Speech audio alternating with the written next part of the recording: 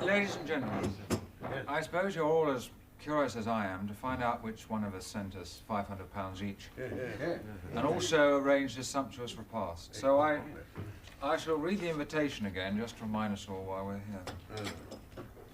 Monday the 3rd of May will be 20 years to the day since you sat on the jury that convicted Arthur Blake to life in prison.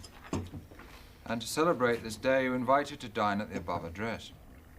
However, your final verdict on one important aspect of the case is still required. The small music box on the dining table will start at exactly midnight. Intriguing, and like myself, an offer which none of you could refuse. Yeah, but who sent it? And why the 500 nicker? But this is the bit that intrigues me. But the final verdict on one important aspect of the case is still required. Now, final is underlined. What could be more final than sending a man off to prison for life? I think we're about to find out. Well, you've got to hand it to him. The food was magnificent. Oh, yeah. Well, I think it's all most entertaining. I'm just sorry that I couldn't bring my friend Roger. Oh, listen, how charming. Thank you for coming. May I welcome Mr. Vance, the actor. I did enjoy your detergent commercial. Mr. Marks, the bank clerk. Mr. Stebbins, undertaker. Mr. Brown, taxi driver. Mr. Goodwin, the publisher. Dr. Mason and Mrs. Mason. Mr. Coleman, an antiques dealer. Mr. Parker, a publican. And welcome, Miss Rhodes. The other 4 jury members are now deceased. It gave me great pleasure in disposing of them. In fact, within 30 minutes, you will all be dead by my hand. Who am I? I'm Arthur Blake, and I'm sitting with you now.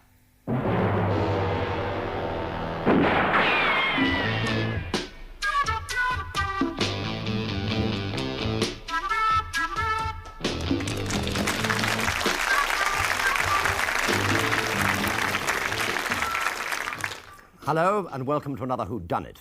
The only difference being no one's actually been done yet, but someone sitting amongst them has just promised to kill them all within 30 minutes. So while they digest that news with their farewell dinner, let's meet this week's panel. First, the combination of lovely actress and Fulham football supporter, Miss Honor Blackman.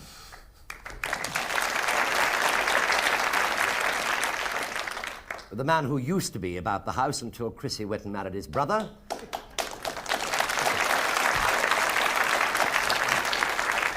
But in fact, he'll be opening a bistro in a new TV series at the end of this year, Richard O'Sullivan. He gets 2 for the price of 1. Now, a man who you usually recognize as Harry Hawkins in Softly Softly, who recently, would you believe, has been playing Fataninus in the film Jesus Christ, Norman Bowler.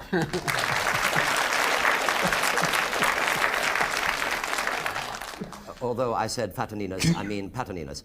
And representing you, the viewers, this week's TV Times Whodunnit competition winner is from Primrose Hill area of London, Henry Caddow. Now, we know what the others do for a living. Henry, what about you? What do you do? I work in the government service, passport office. The which what?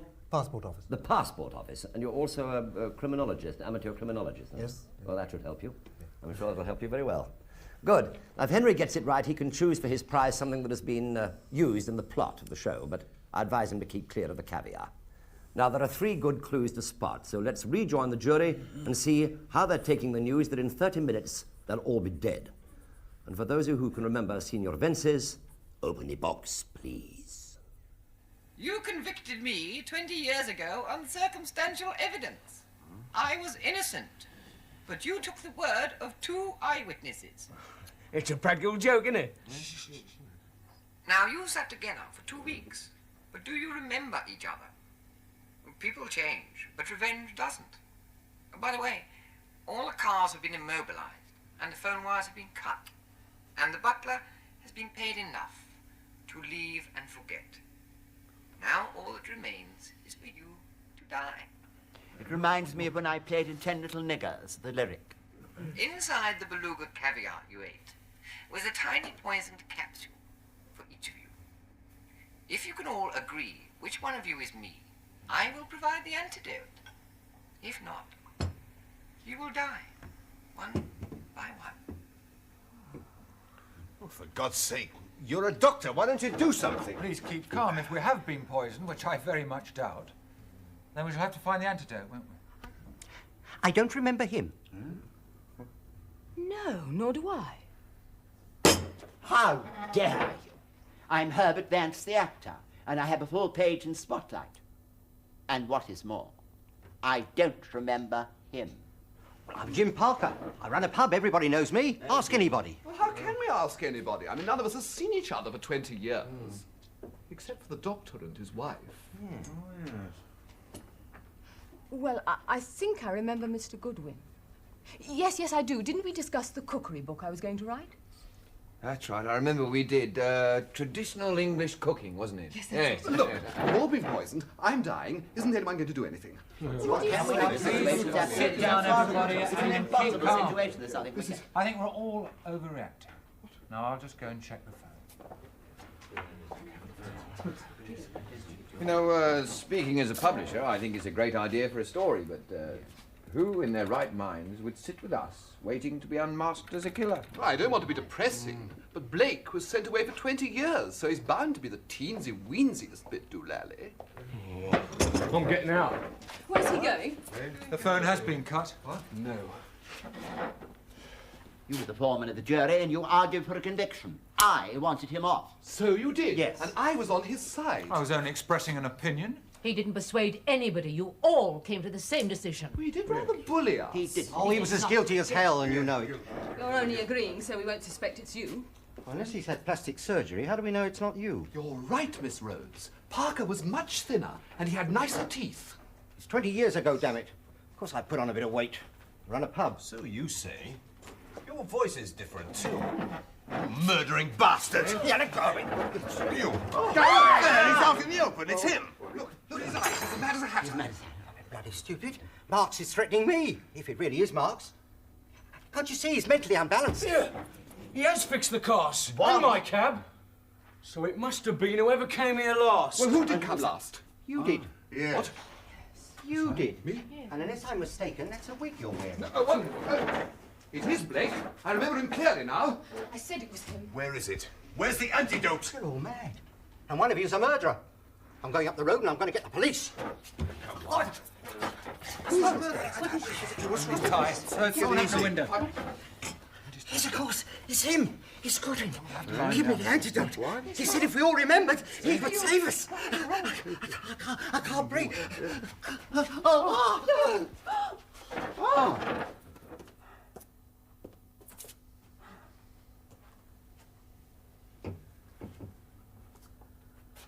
He's dead.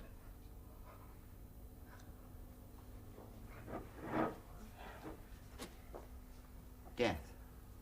The bourne from which no traveller will return. Well, one thing is certain. It wasn't Parker. How can you just sit there drinking? I'm an undertaker. Death happens every day. When your nearest and dearest have gone, well, all it means is business. You horrible man. We've all got to go sometime or other. I used to envy some of the people I boxed up. If I had the nerve, I'd have taken myself away years ago. You see, some of my best friends are there. I'm surprised you had any. He must be mad. Oh, poor little bank clerk, eh? Do you think that standing at a window with your name in front of it, do you think that's life, eh? Look, don't let's waste time. Let's do what Blake says and think back. If we can identify that one of us is Blake, then he may, in his insanity, give me the antidote. Well, he's already made his point as far as I'm concerned, and I certainly never believed that he was guilty. Nor me. It was a miscarriage of justice. You voted with us at the time, Miss Yeah. Rhodes. Oh, you made us change our minds. All right, everybody, let's all think back to that day 20 years ago. And perhaps in remembering, we might recall one another's faces a little bit more clearly. Because if we don't, I think we're all going to die.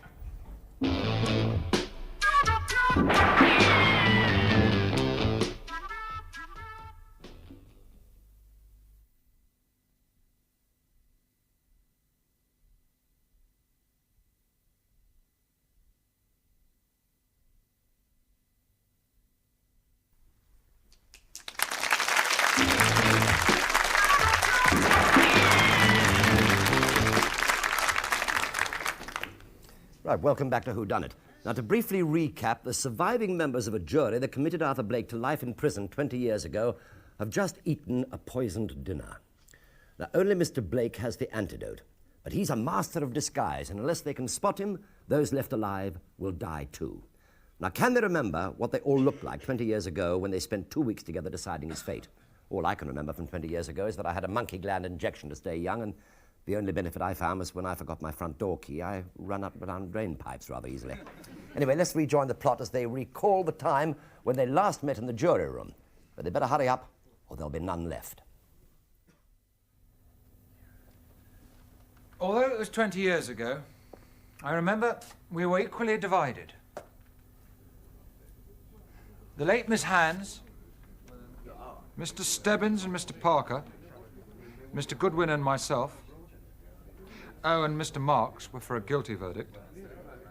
And Mr. Brown, my wife, who was then Miss Jennings, Mr. Coleman, Mr. Vance, Miss Rhodes, oh, and the late Mr. Baxter were against. Well, I don't understand, really. I mean, we've got all these facts. What's the matter? Coffee? I thought it was tea. Coffee's poison to me, my dear. You've got mine. Here's your tea. Oh, look, if we don't come to a unanimous decision, there's going to have to be a retrial, you know. Never. Look, you see, I still can't get his sister's evidence out of my mind. I mean, she did seem so utterly convincing. I must say I agree that she would have to be a very good actress to lie that well. Well, you'd expect her sister to lie, wouldn't you? Naturally, she's going to say he was with her. But she was under oath. So? Well, I believed her. Or perhaps you would lie if your brother's future were at stake. Yes, But a girl has died. I mean, it's got to be manslaughter, hasn't it? Look, listen to this in the evidence. Look, the type of rope that was used was identical to the type of rope used on his boat. What more do you want? Look, it was a new 25-foot coil with 6 foot missing. Now that 6 foot was used to tie the girl up. And 2 persons positively identified Blake as the man they saw near the warehouse where the woman was found. My dear fellow, at 8 o'clock on a rainy night, how can they be sure? Well, it's unlikely that 2 of them are going to make the same error. Yeah. Yes. Well, perhaps you're right. The man's got a history of violence. I say put him away. Yeah. Look, we've been discussing this now for 2 weeks. If he goes free and someone else dies, well, it's you that would be responsible. Oh, that's a very good point. I think you're right, Dr. Mason. I'm going to change my vote. Thank you, Miss Jennings. Yes, well, I'm inclined to agree with you. Oh, but I do wish I hadn't been called. I'm quite exhausted now. Well, all I know is it's costing me money every day my cab's not on the road. So let's get on with it, eh? Yeah, that's not the reason you're changing your mind, I hope. Well, it don't matter now, does it? You're all in favour. Right. All those in favour of guilty, please raise their hands. Well, that was the last time we met. And it seems to me we all looked quite different. Well, I don't think I've changed all that much. But you have. You never had that mole on your cheek. No, it's grown since then. They can, you know. Oh, really? Oh, don't be ridiculous. I've been married to him for 15 years. I would surely...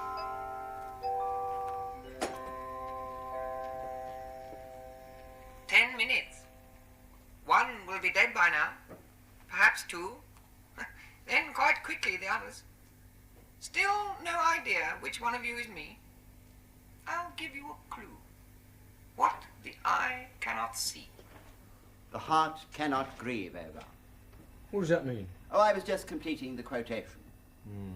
Means we couldn't see the bleeding capsules in the caviar. You know about cars. You drive a cab. Well, so what? Here, you don't think I immobilised them all? Well, how could I? There were 2 or 3 came after me. Yeah, but you went out to look for the cars. I mean, you could have done it then. You'll get a bunch of fives up your big hooter in a minute, mate. Look, Blake had to be here first to put the poison in. Assuming the butler didn't do it. Who did come first? Well, I was second with Sheila. Mark, you were first, weren't you? But the butler could have served the caviar and not known that it was poisoned. We all sat at named places. Which ensured your safety. What in heaven's name are you all talking about? I accuse you of being Blake. I knew it. So do I. So do I. In fact, I recognise you now. You're nothing like Marks, you're Blake. You're Blake.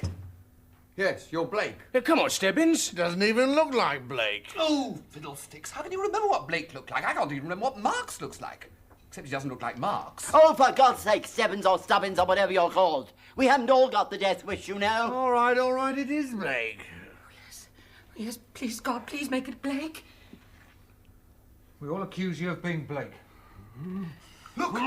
It is him. Look at Don't die! No! Say you're Blake! Say you're Blake! You can't die!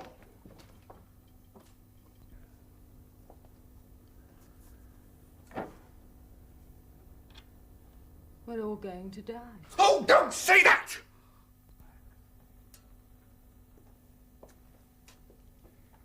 It was Marx, and I'm afraid he's dead. I'm not afraid of dying. Otherwise, I'd have named the killer and received the antidote. But I'm rather looking forward to meeting a lot of my old friends in just a few moments. You know who it is? Oh, yes. Ever since we recalled our last discussion in the jury room. Well,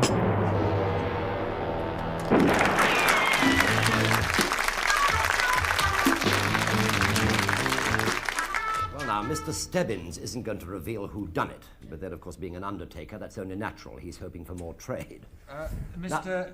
Chairman, foreman of the jury, I must urge the panel to ask their questions as soon as possible. I do fear for the life expectancy of my colleagues. Yes, quite so, Doctor. I'm sure they will. Now, panel, is there any part of the action that you would like to see again? Richard, what would you like to see? Yes, I'd like to open the box. Right. Yes, Honor. I'd like to see the first part of the jury scene again. I'd like to see it all, mind you, but Well, if you I can't. can only choose. You'll see just that.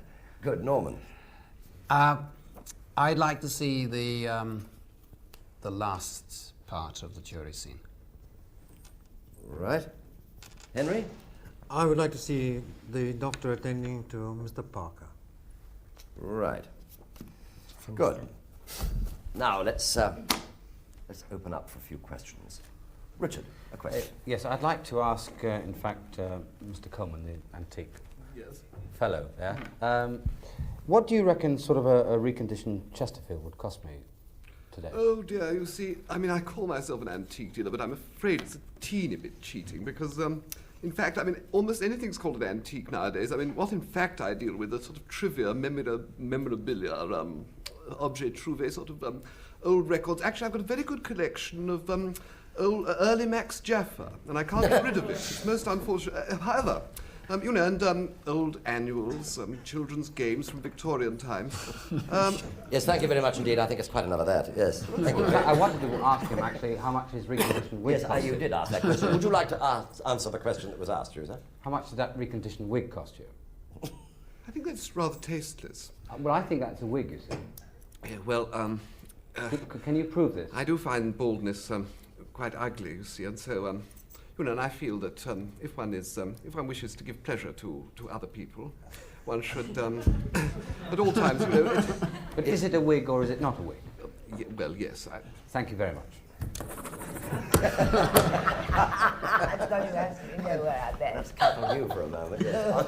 Oh, no, would you like to ask a question? Well, at the risk of being tactless, it would seem to me that Mr. Stebbings doesn't have very long. And since you say you know who done it, why not tell us who done it? Oh, well, yes, I'm very pleased. Yes, you see, as an undertaker, when I see people, I assess them for the kind of casket they would have. Could you get to the point? Doctor, would you like to check whether the gentleman is in fact dead? It would appear he's dead. It would appear he's dead. Right. Well, let's leave him there and I press should on have with the kept him question. to the point. Bola, would you like to ask a one less question? to go. Mr. Brown, before you go, could you tell me, please, how much would it cost me to go from, say, Heathrow to Highgate? Heathrow to Highgate? Yes. Well, I should say, I reckon a roundabout fee would be £4.50 to £5, but I should expect a large tip on top of that as well, sir. Oh, thank you very much. I was done. There it goes. That's the buzzer for the first playback, which is Richard O'Sullivan's. Richard, you're obviously a music lover because you wanted to see and hear the music box when it starts up at midnight. Here it is. Magnificent. Oh, yeah. Well, I think it's all most entertaining. I'm just sorry that I couldn't bring my friend Roger. Oh, listen, how charming. Thank you for coming. May I welcome Mr. Vance, the actor? I did enjoy your detergent commercial. Mr. Marks, the bank clerk. Mr. Stebbins, undertaker. Mr. Brown, taxi driver. Mr. Goodwin. You should be looking happy. I'm extremely happy. You are? Good. And that helped you tremendously, of course. Oh, yes. Good. Fine. Would you like to ask a question about your playback? Well, yes, actually, I'd like to ask, in fact, a question to Vance, the actor. Sure. Actually. I did enjoy your commercial. You know, when that little kid said, "Mummy, why are my hands so soft?" and you belted him across the face. But I mean, apart from that, do you sort of... Is it easy for an actor to die? Vance? Yes, I would say it is fairly easy. Have we proved it today, do you think? Thank you. Yes, well, that came at a very opportune time.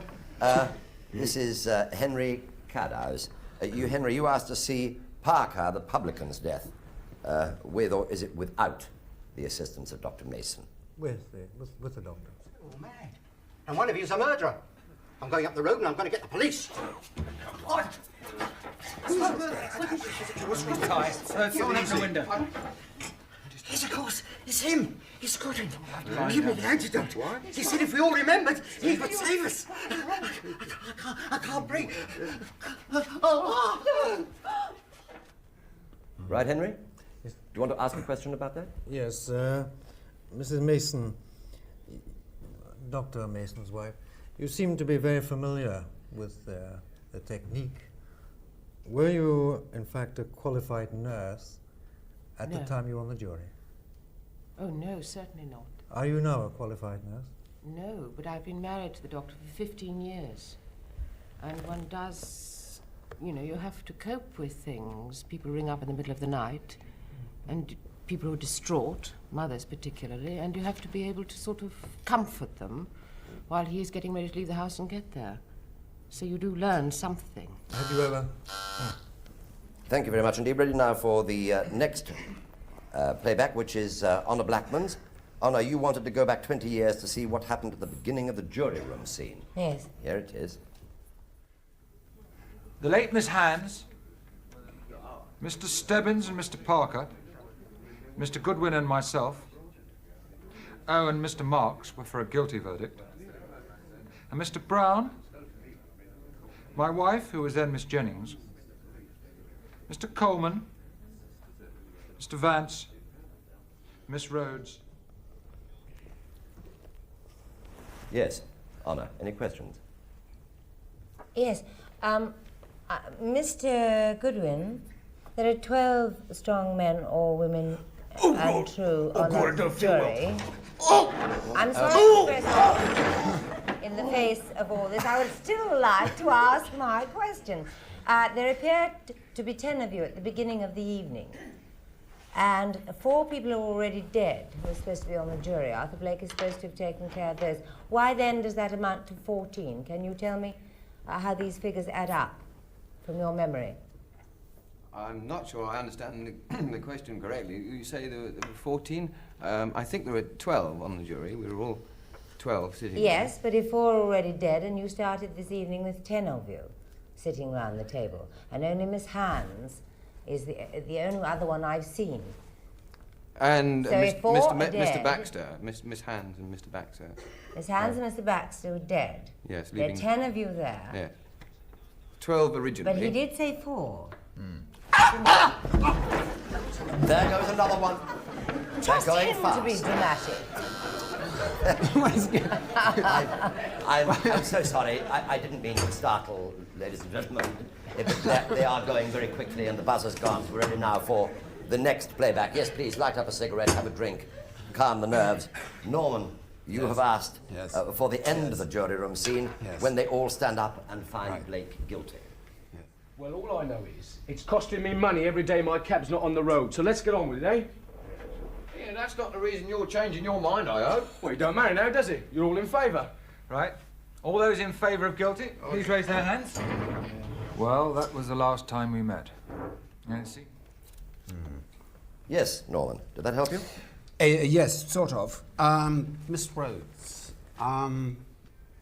just to refresh my memory, excuse me, interrupting you. Mr. Vance, are you dying? I'm just preparing. Oh, yes. I got 1 out of 4. I'm so sorry to have stopped you. For a nasty minute, I thought he was off.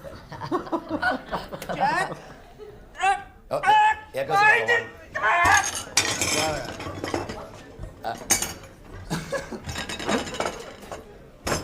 I think we can safely assume that the lady has gone. My lord. Yes, do continue, even though we may Well, if seem I just callous. wait a bit, I think that it's going to be very easy.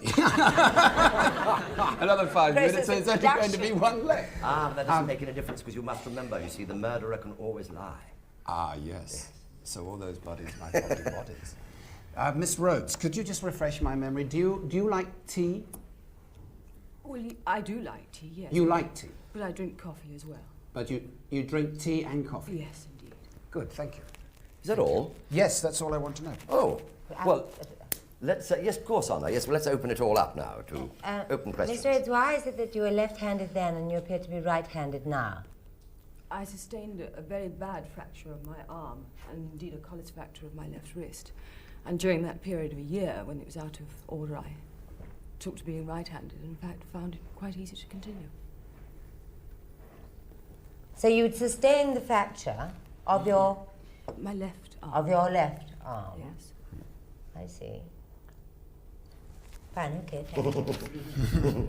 Yes, Richard. Could I ask, Miss Rhodes, as well, please, how is it, when you were in the jury room, you seem to have had some sort of a Cornish or West Country sort of accent, and it seems to have sort of disappeared. Well, I've left Cornwall for 25 years now, and having gone into the trade of cookery, and indeed I run a restaurant, I find it just left me. I no longer have an accent. Some people can get rid of the accents, my dear, and others can't. Some have to learn to speak like a lady, like I did. Absolutely.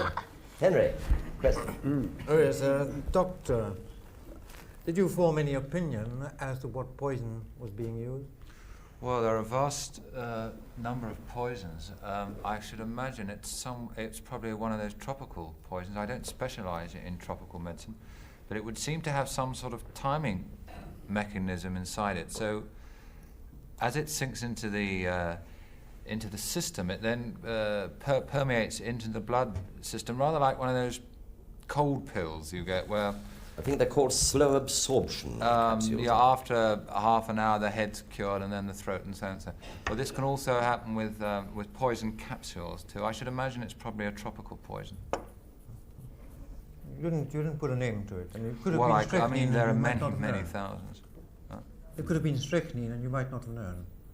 I'm not altogether sure it would be strychnine. Strychnine is pretty fast acting. This is taken a good an hour and a half. So far, I perhaps it will last. I sincerely hope it lasts longer. Yes. Could I ask Mr. Goodwin, the publisher, what sort of books do you sort of publish? I compile. I don't actually. Sorry. Oh. Excuse me. Just play for time. When you're ready. When you're ready. Amongst all this, I'm compiling these do-it-yourself magazines that compile up to sort of reference libraries. Yes. But I actually don't. I'm only working. Are you into Agatha Christie or anything? Oh no. This is the Or you- paperbacks and magazine publishing. Fine, thank you. Yes, Norman? Mr. Vance, a full page of Spotlight when you can only have half a page? Oh, I didn't know that. Then Spotlight owes me a rebate. Yes. Oh, well. Yeah, very good. Well, very well out, Mr. Oh, dear. Honor?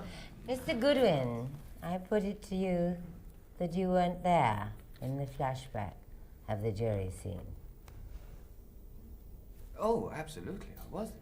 I don't remember seeing you. There was somebody there, and it certainly wasn't you. Well, I assure you, dear lady, I remember it distinctly. We had a tremendous may- argument, and it went on for weeks. Yes, I'm quite convinced that you weren't there at all. Yes, it's Oh. time you went. I think it's getting a bit embarrassing. Oh, what a good thing you managed to get that question in before he left us. Yes. Well, they're going fast. There are 2 left. Questions, anybody? Any more questions? Of course, people do change very much in 20 years. I don't personally change very much, but I looked 100 when I was 16. It has its advantages, doesn't it? 12. Well, who can we ask? There's not a lot of people left, is there really? Well, ask who is left. 12 people. What do you, what have you been doing, Mr. Vance, since your commercial? He's been in I've tremendous been in series. Crossroads for a considerable time. I think that's one of the greatest comedy shows on television at the moment. I think it's terrific. Did you not get rather tired of it?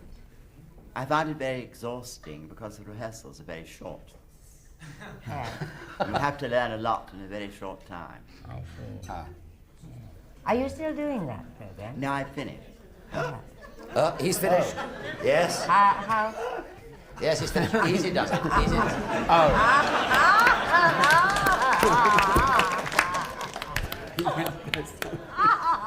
Sorry. You shouldn't laugh. That was his finest performance. Mr. Vance has never given a better performance. So, we have very little time left, but there is one lady there. Yes. Would anybody We like should to ask her her a question? What is your favourite dish that you know, in your restaurant? Well, in fact, we specialise in country cooking of various areas. We have a Yorkshire week and then a Scottish week. My favourite is always when we come back to Cornwall and I can make a good old tatey hoggy. Sorry, what?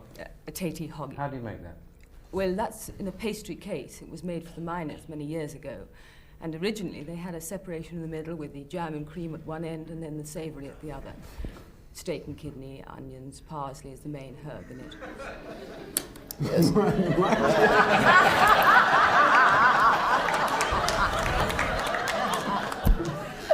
Yes. Nothing better than a nice titty argument here. Yes, well, time is up in more ways than one. Everyone's dead except Miss Rhodes, and she could go at any second. So we must conclude that if, as usual, the murderer is to stand up and identify himself, he is only faking death. But who is it? Well, the panel is not allowed to stick a pin in to find out either. So while they finish filling in their cards, here's a clip to help the viewers at home. Now, somewhere in what you're about to see is a clue. Well, he don't matter now, does he? You're all in favour. Right. All those in favour of guilty, please raise their hands. Well, that was the last time we met. And it seems to me we all looked quite different. Well, I don't think I've changed all that much. But you have. You never had that mole on your cheek. Right. Well, did that help you? Well, it should have, because you've seen that playback twice now.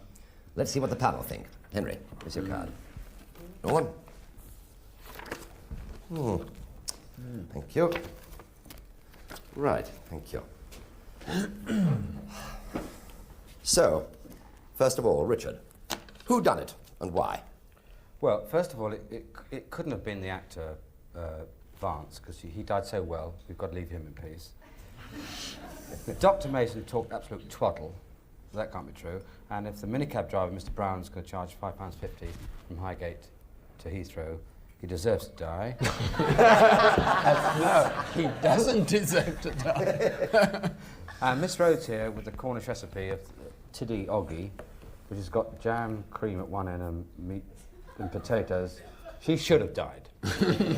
So therefore, for some unknown reason, because Mr. Goodwin actually wore glasses for some unknown reason, and we've never seen them again, there was no reason explained, or I didn't see it, I think it's Mr. Goodwin.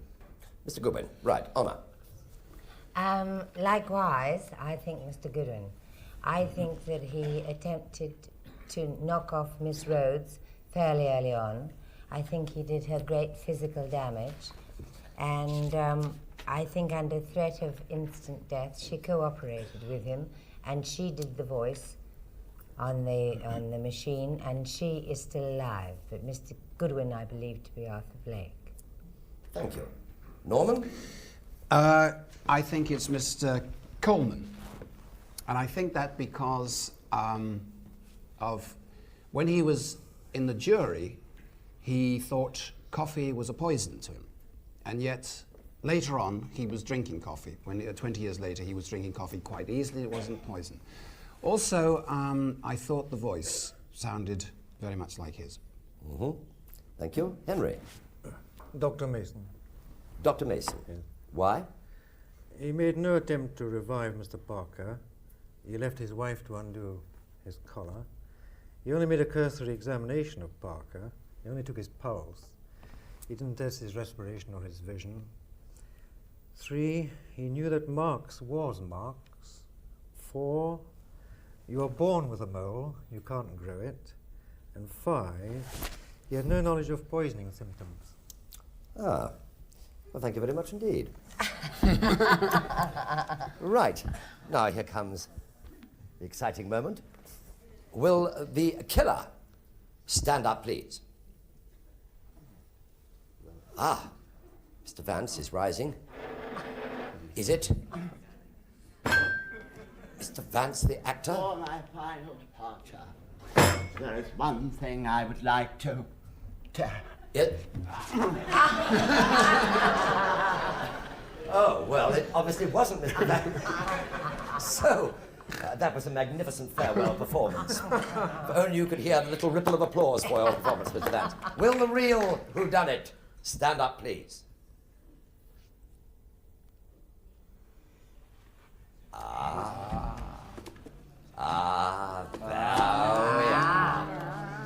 There.